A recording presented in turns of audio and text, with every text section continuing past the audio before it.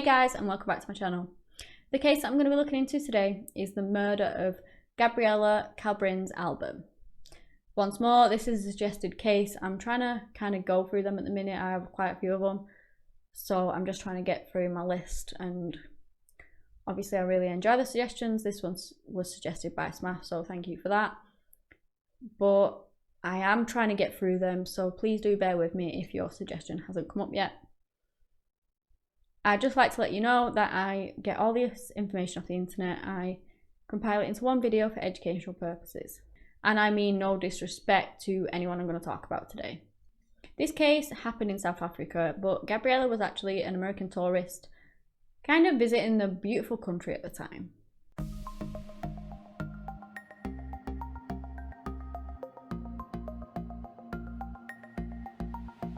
Gabriella Kabrins Alban was born on the 14th of May in 1976. Her parents were called Hardy and Doris Kabrins. She was an only child, and her parents were of mixed descent of Jewish and Mexican, and they really did instill both of these into Gabriella as she was growing up. The family initially really did struggle to build their American dream, but eventually they did become very successful within this. They were quite well off when her father actually managed to open a successful restaurant, and he would go on to run iconic restaurants in places like Malibu. They were very much a success story, having managed to build their American dream and be successful from it, because there are so many people that aspire for that but never actually manage to reach it, unfortunately. The couple did eventually divorce and remarry, and both sets did remarry, and Gabriella, both of them stayed very close to Gabriella, and she was also very close to both her step-parents. And she actually did gain a stepsister through this as well, who, once more, she became very close to. As Gabriella was growing up and throughout her life, Doris would only speak in Spanish to her. She wanted her to keep Gabriella close to her roots. Yes, they lived in America, but she still wanted her to be brought up around her roots and things like that, and just know exactly where they came from. Doris also brought this into her work life. She actually became a jury translator or court translator, and she actually worked on the O.J. Simpson case. Gabriella was described very much as a very boisterous child that absolutely loved the outdoors. She would often go hiking with her father, and they just loved spending the time together outdoors. She did also love to party, but she would never really drink too excessively, and she was never known to actually be on drugs or anything like that. She went on to study marketing and communications at Pepperdine University in California, and while she was here, she actually did begin dating a man, and this man was called Diego Doherty Novella. Now, the relationship didn't really last long by all accounts. He was very much into cocaine and drugs and things like that, and she didn't like that, so she did break it off with him. She went on to graduate in 1996, and her father, as a present, bought her this watch which he had engraved with the word sonrisa. Now, this word was very special to the pair. It was Spanish for smile. They loved this word because it sounded like sunrise, and in their eyes, if the sun rose, then there was always something to smile about. Which personally, I really do love. I think it's such a beautiful sentiment. Once more, Gabriella went on to follow in her father's footsteps. She became quite successful. After graduating, she actually co-founded a company called Conexion. It became really successful, and it even had big clients such as Ford. She would go on to choose to work with people that were kind of working ethically towards Hispanic rights. She was really passionate about this. She always tried to make sure that the people and companies she worked for also had the same kind of train of thought that she did towards that. She was very popular, and many of her clients did become good friends with her. In 2002, Gabriella married Blake Alban. He was a paediatrician, and Gabriella's family would very much see him as part of their family. They kind of viewed him as a son. Unfortunately, in 2010, after being married for 8 years, the pair did divorce. I'm not really sure why they actually broke it off, but it's speculated that possibly Gabriella wanted children and maybe Blake didn't. And her desire for children grew that strong that she did end up divorcing him because she wanted a family and he didn't. But I don't really know the facts around this, so whether this was the case, I'm not entirely sure. It's just the most likely one. So in 2014, Gabriella made a fateful decision that would impact her life in the future, and that was to contact Diego, who she had been together with in uni. And this vital decision unwittingly had the most terrible impact on her life. Diego Novella, as I mentioned him before, was from Guatemala, and he was part of one of the richest families in Guatemala. They had lots of companies and they were worth billions. They were also very influential in South America. Diego was one of 7 children and was born in 1974. Both parents were very religious and they were all raised to believe in good and to put goodness into the world and do good things. Unfortunately, when Diego was just 15, his older brother Paul was killed in a car accident. Paul's death impacted the family greatly, like obviously it would do. And it was said that it destroyed his mother. Not only that, Diego and Paul were very close. And this would kind of spark his downward spiral of rebellious behaviour. Diego had a trust fund from which he had an allowance of £10,000 a month, and he never really wanted to get a job or settle down or anything like that, and with that kind of money I guess he didn't really need to in his eyes. He loved the party lifestyle, and at the age of 21 his cocaine habit was getting out of hand and he couldn't really control it any longer. He began to struggle with a cocaine and crack addiction, which he was funding with his money that he was getting from his family trust fund.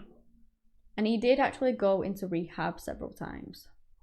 Back to 2014, when Gabriella contacted him, Diego was actually trying to get his addiction under control. He was actually having a treatment that used Ibogaine in small doses, and he was still using the cocaine also in small doses. It was believed that they kind of had an arrangement. She wanted a baby, so she would marry Diego in order to have a child, and she would also get him his green card. She apparently loved him, but the feelings weren't mutual, and you'll find out why a little later on. Gabriella's health did actually start to deteriorate after she divorced. She suffered from lethargy and things like that for many, many years until eventually she was diagnosed with Lyme's disease. Now, Lyme's disease is where you actually get bitten by a tick, and it's very treatable if you find it in the early stages. But after it reaches a certain amount of time of being undiscovered, it does have long-lasting debilitating effects on your health. And that's what it was for Gabriella, unfortunately. They didn't find it early, and after being so independent and things like that, she would often have days where she couldn't even get out of bed because she was that tired. And she even spent some time in a wheelchair. She did move to Guatemala to be with Diego, and it seemed like their relationship was pretty good for a while. After a while, Gabriella would become so ill that she had to be hospitalized. And apparently, when it came to this, she was treated really badly by Diego. Like I said, his family were very wealthy. They were worth billions, but when the ambulance came, he allowed the medical staff to take her to a squalid government clinic where she just got worse instead of better. They could afford the best medical care, but he didn't offer it to her. You'd think that he would, the person that he was supposed to love. But no, he didn't afford it to Gabriella. He was apparently growing tired of looking after her. He didn't want to look after her anymore. He even rang her mother and told her to come and get her daughter because he was tired of her laziness. Now, she wasn't lazy, she was obviously suffering from an illness. And people who care about you should look after you and take that into consideration, and if not, then they should just leave. But it's not laziness by any means. Gabriella's parents did become very concerned of her. She began withdrawing from everyone, and they didn't really have a high opinion of Diego in the first place, and they were quite concerned over him. In 2015, Gabriella decided to return to America with her 2 dogs. She would probably seek out a better healthcare from what she was initially receiving. But this was Diego, who didn't want her, was tired of her laziness, suddenly began messaging and texting her, seemingly having a change of heart. After the breakup, he decided that he was going to go back to South Africa and have another round of the treatment that he was having for his rehab. He went to Cape Town not long after this, and that's when he started trying to convince Gabriella to come over. Her family insisted that he pretty much loaded her. He would say to her that the treatment that he was having could cure her, or at least help her with her ailments due to the Lyme disease. He was convinced that this treatment that he was receiving would also help her. And it would have given her a spark of hope. In her weakened state, she spent a lot of time in bed, too tired to move, and from being so independent and such an independent woman that did everything for herself, to now stuck in bed all the time, not able to do things for herself, she would have wanted it. She would have wanted something that improved her condition, and so she travelled to Cape Town. What I do find strange is that mustn't have been the sole reason for her going, because she also took her 2 dogs with her. Now, if her plan was to go and get the treatment and then go back home to America, why would she take her dogs? It didn't really make sense to me. She could have just left them with her parents or in a kennel or got someone to watch them or anything, but she actually travelled down to Cape Town with them, which I just found a bit weird. So that, to me, makes it seem like she wanted to give it another shot with Diego, possibly. So when she arrived in Cape Town, she was at the airport. She tried calling him because he had basically arranged everything. He had arranged her accommodation, taxis, he was supposed to pick her up, etc, etc. So she tried to call him for, I believe, several hours, to which he didn't pick up the phone. He never replied. It was getting dark at this point and she began to worry, thinking, well, what am I going to do? She managed to arrange some taxi to take her to a few different hotel locations to try and get a room. And luckily, at the time, it was kind of winter. It was off peak for South African tourism and there wasn't a lot of people visiting there because it was winter. So she did manage to get a room, and the room she found was at Camps Bay Hotel. She stayed there a few days before Diego finally resurfaced. She contacted him and he came to the hotel. Anyway, when they both did get together, he told her that his visa was running out and that they had to leave. They would then go and they would renew it. So they actually stayed in Italy for 2 weeks whilst the visa was being sorted out. They did make an appointment for Gabriella to attend this treatment, but she would never attend it. When the visa came through, they booked back into the Camps Bay Hotel. Now, before this treatment actually ensued, Diego persistently tried to make her cut out and really restrict her diet. He tried to make her cut out sugar and processed foods by all accounts, and she would message her parents saying that he was becoming very angry with her because she was finding this new diet that he made her do very, very difficult, and it was angering him. And I wasn't sure whether this was just him exerting his control over her, he wanted her not to eat, he wanted to try and make her not eat, or whether it was actually a requirement for the treatment. So I looked into it, and by all accounts, it isn't a requirement to alter your diet to have this treatment. So it would seem that it was more of a control factor for him. This would actually come in later on in the case in a very horrific way, which you will find out later on.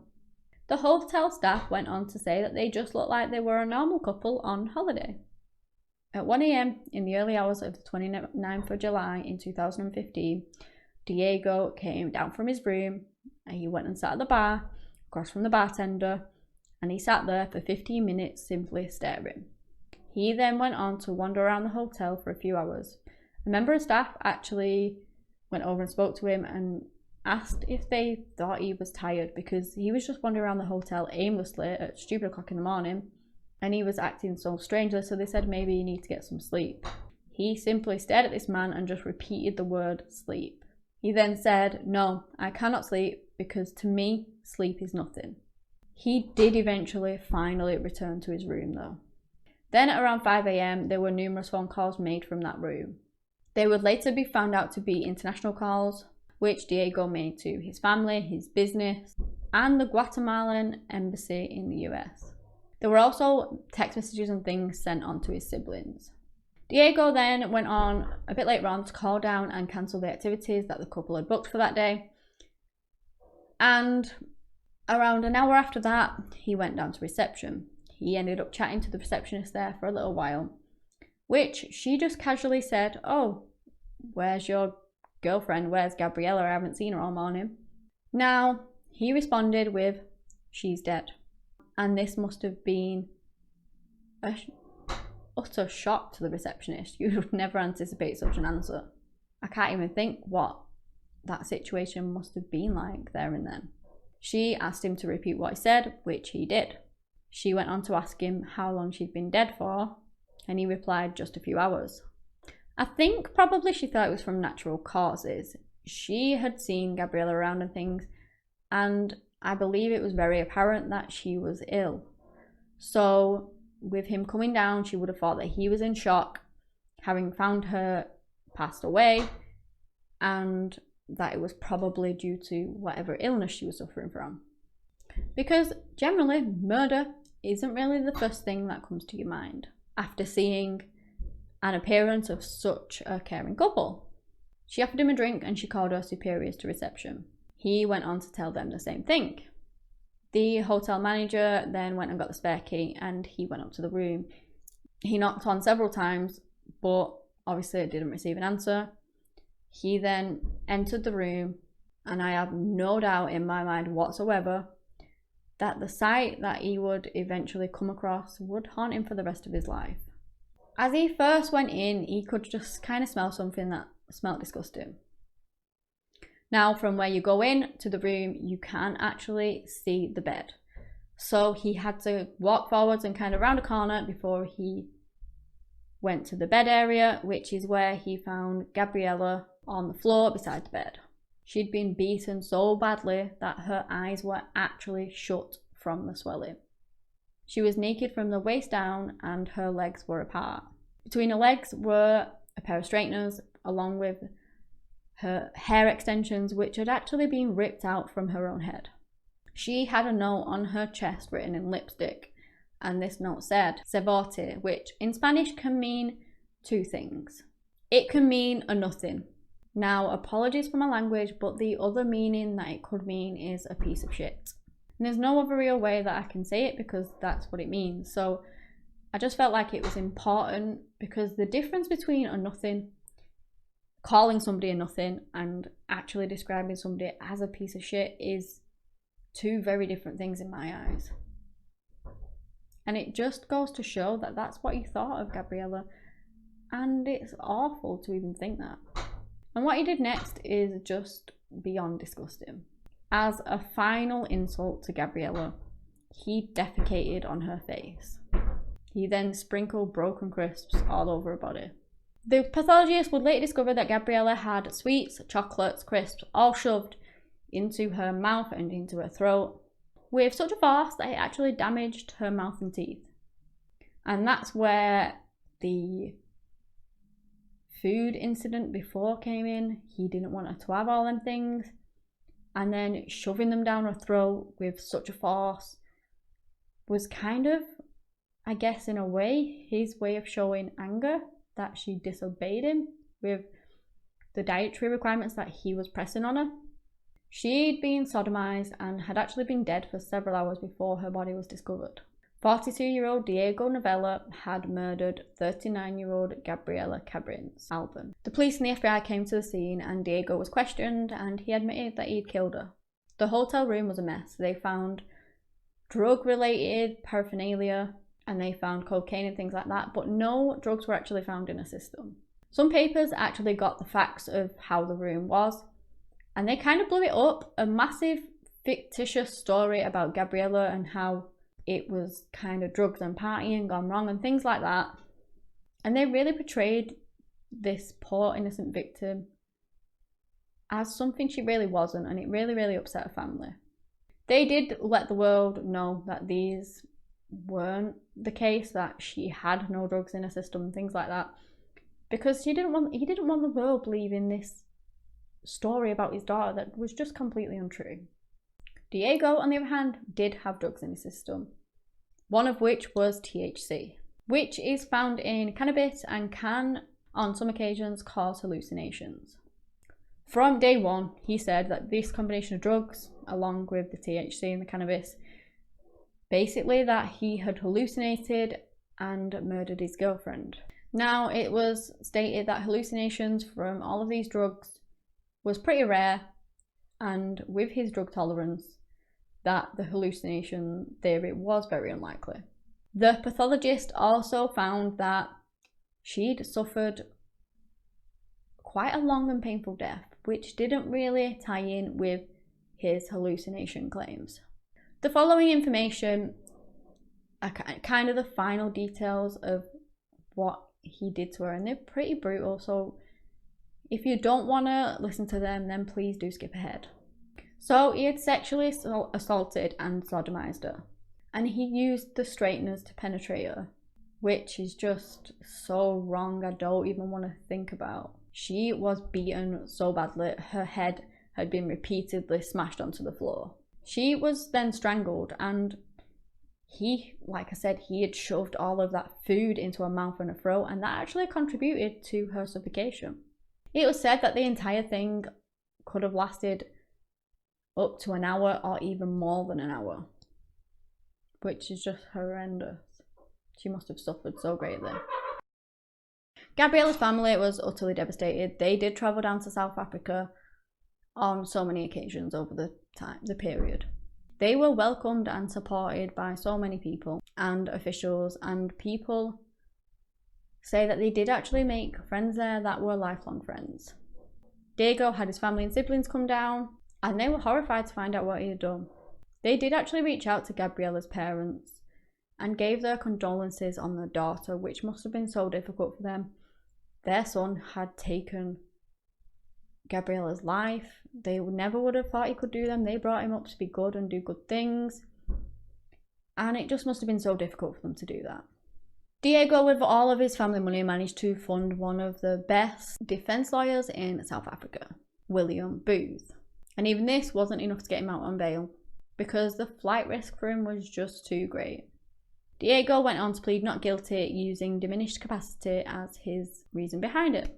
Now, his version of events were that they both had eaten dinner at an Italian restaurant the previous day. They ended up arguing about money that she had owed him, where they eventually went back to the hotel, where Gabriella went on to smoke the same amount of cannabis that he had, and, along with himself, taken the other drugs.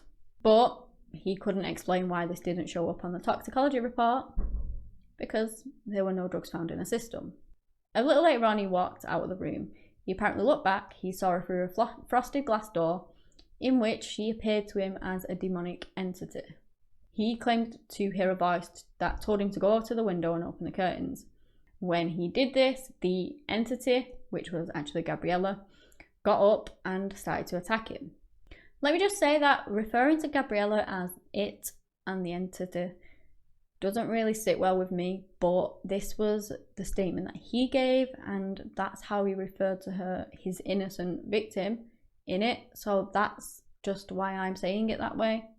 So in defense, he pushed the entity away down to the floor and he began strangling it. It began to resist, but he punched it in the face and it stopped. When he realized the entity wasn't moving anymore, he defecated on its face, spread crisps all over its body, and wrote the note on its chest. He claimed to not remember shoving the food down her neck, and that the sexual assault was consensual. The consensual sex didn't really tie up, because he said that she was asleep before the attack happened. She was naked from the waist down. It's pretty random for somebody to sleep naked from the waist down. I know people sleep naked and people sleep in all different positions, so it's not impossible, I'm not saying that, but it's just unusual. It was also the middle of winter, so why would you only have your top half covered when it was fairly cold? And it just didn't really make much sense. But not only that, the moment that she got up and they began arguing, that's when he attacked her. So when in the middle of them arguing and fighting with each other, did they stop arguing, to have sex consensually and then begin again, and then he killed her. It didn't really tie up. It didn't make any sense whatsoever. What is really thought to have happened is that Gabriella was asleep on the bed. That basically Diego had decided that she'd had enough sleep. He was controlling. He had decided that she was to get up. So he went over to the window. He opened the curtains, which let the street light in from the street below. This probably woke Gabriella up, and it most likely angered her, because who wouldn't? You were fast asleep on your bed, dreaming away, minding your own business, and then all of a sudden the curtains open, the light comes in, and it wakes you up. So yeah, you're probably going to be a bit angry, and you're going to wonder why, because it's the middle of the morning. Why on earth would anyone do that? So yes, they probably did argue. And then the vicious attack, which you obviously know the details of, would continue from there. He said that he entered the room in a daze, wondering what had gone on. He thought something bad had happened, and it took him quite a while to realise that she was actually dead.